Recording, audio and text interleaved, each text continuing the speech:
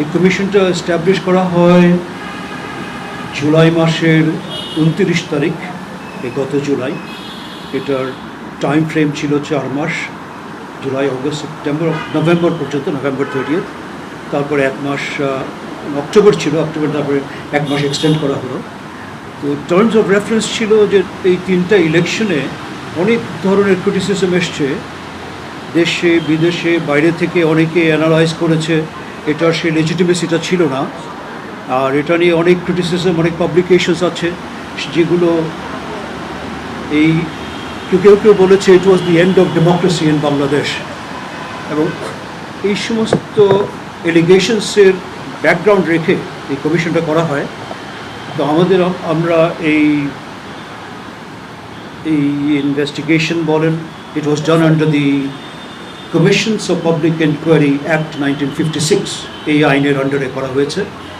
এবং এই public inquiry commission হিসেবে আমাদের দায়িত্ব ছিল কিছু হিয়ারিং করা, রিসার্চ করা, যারা যারা ইনভলভ ছিল তাদেরকে ডেকে তাদেরকে ইন্টারোগেট করা এবং সার্ভে করা, পাবলিক ওপিনিয়ন পোল নেওয়া।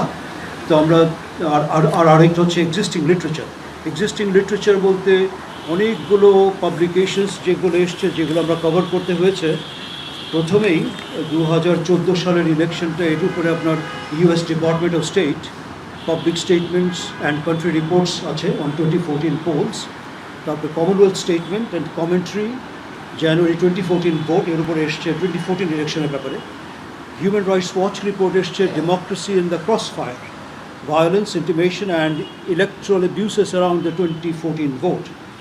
তারপরে 2018 সালে এসছে হিউম্যান রাইটস ওয়াচের এসছে creating panic, documented pre election crackdown. তারপরে ট্রান্সপারেন্সি ইন্টারন্যাশনাল, টিআইবি, তাদের একটা পাবলিকেশন এসছে election process tracking post 2018 analysis and EPT data set.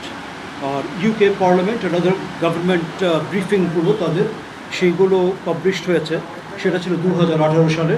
আর 2024 সালের European union election expert mission এসেছিল, তাদের ফাইনাল রিপোর্টটা এই সমস্ত কভার করেছে যে কীরকম অনিয়ম হয়েছে, অনেক প্রি ইলেকশন ভায়োলেন্স হয়েছে, ইলেকট্রাল ম্যানিপুলেশন হয়েছে, তারপরে একটা দলকে জেতাবার জন্যে কত ধরনের স্ট্র্যাটেজিস ছিল সেইগুলো।